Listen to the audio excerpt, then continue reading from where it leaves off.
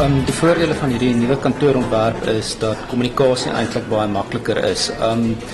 E-posse en telefoongesprekke kan ongelooflik lankdradig raak en nou is dit makliker eintlik net om na iemand te stap en met hulle te gesels en goed te bespreek. Dit is enige oopland kantoor behoort ordentlik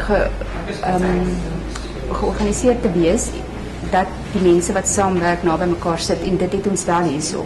Wat hierdie oopland kantoor beginsel verskillend maak van die ander waar ek gewerk het van tevore is jy moet baie meer konsidererend wees teenoor jou kollegas. In die sin van dit moet netjies wees as jy weggaan. En dit gee jou die vryheid om te beweeg na 'n ander spasie as jy nie gelukkig is waar jy sit nie. Donderdag en Vrydag doen ek mooi. Ek is redakteur van mooi en dan sit ek saam met die mooi span en maandag tot woensdag werk ek aan die glansblaaie vir Huisgenoot en Jou. So dan deel ek die kantoor op die 7de vloer.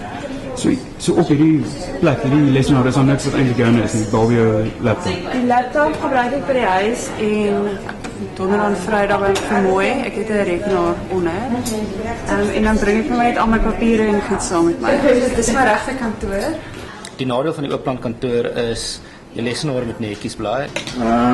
Maar dit is maar waar ek al die ons en ens en goeders indruk sommer net. By hoërskool, Ja, wel. klubhuis tipe gevoel. Ek maak dit werk. So ja.